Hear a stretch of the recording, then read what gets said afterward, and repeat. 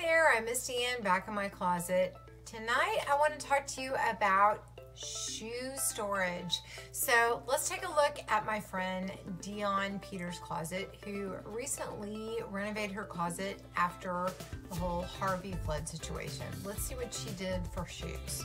Okay, so look at this, the wall of shoes. Okay, so Dionne, show us this shoe storage thing. Can we pull one of them out? We'll pull one out. Okay. Yeah, I have never seen this before. Where'd you get these? Amazon. Oh.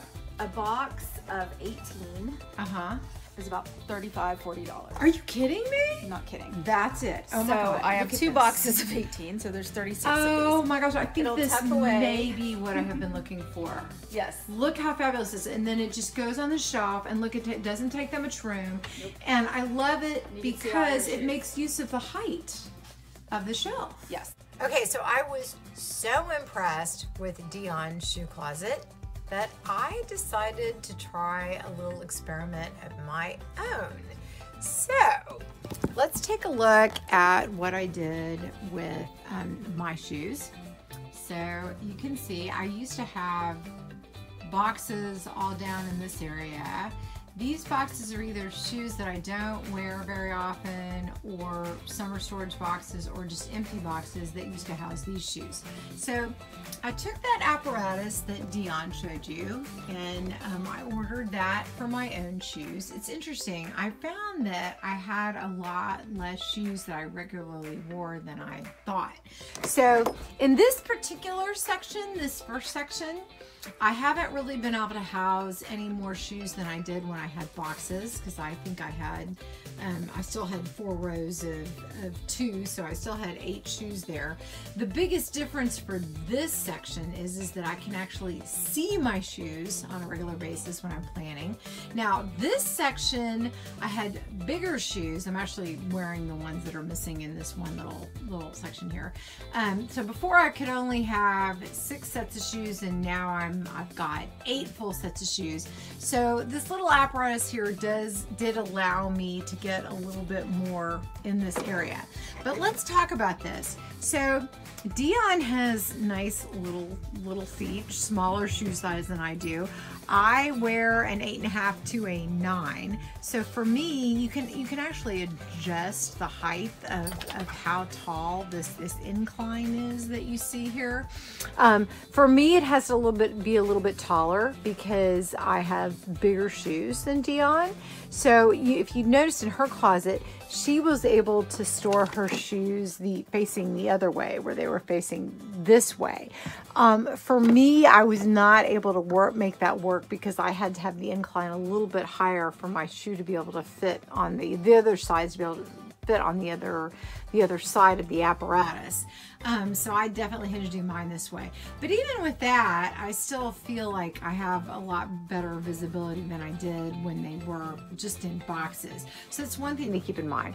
One other thing that I noticed when I was setting this whole thing up is that if one shoe tilts, you can kind of end up with the domino effect with all of them falling down. So that's kind of a mess. This wasn't really a good example. The other night when I had it happen, it was like all of them fell down. So this is a little bit better.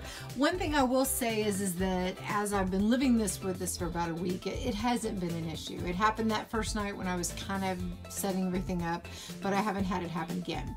So to be honest with you, my biggest issue with having all of my shoes out, I was worried about dust. And I'm particularly worried about it over here where I've got all of my boots out now. Because if you go up on top of this shelf and if you look at some of the top of these boxes, they were pretty darn dusty. So let's hear what Dionne has to say about the dust. With everything out, you'll think, why aren't you protecting it from dust? Well, how about we're just a little more clean?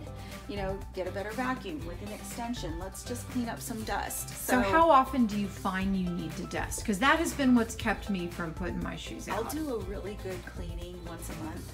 And when I say good cleaning, top to bottom, we'll look at the floors. I mean, and that's outside of the everyday sweeping the floors or not having that dust all over it. Okay. So I was interested in what Dionne said about keeping dust out of her closet. I did have at least one other friend that mentioned that she also gets in her closet with her cleaning lady about once a week, and they just do a big dust cleaning.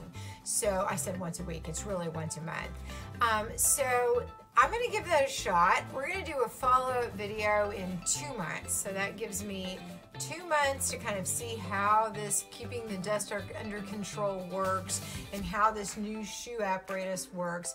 So far, so good. So far, I like it. I like the way my closet looks better. I like being able to look at things, but I do want to make sure I can maintain that dust control and that I can kind of maintain the control of my shoes. One other thing I will mention is that I notice a lot more the shoes that need a little attention. So the ones that maybe need to go to the shoe doctor and have the heels fixed up a little bit, or maybe that I just need to clean myself, maybe put a little bit of polish. There's something about having to look at it and look at it at eye level rather than down on the floor that makes you think about that a little bit more. So anyway, I will report back in a couple of months. In the meantime, if you found this helpful, if you found it interesting or otherwise entertaining, please give me a like, please subscribe, and please come back and visit me this weekend for another weekly wardrobe planning session.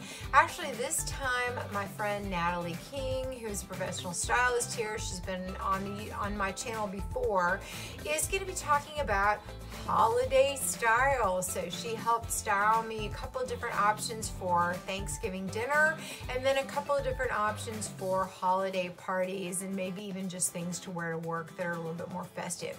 So definitely join us for that this Sunday, and in the meantime, have a great rest of your week.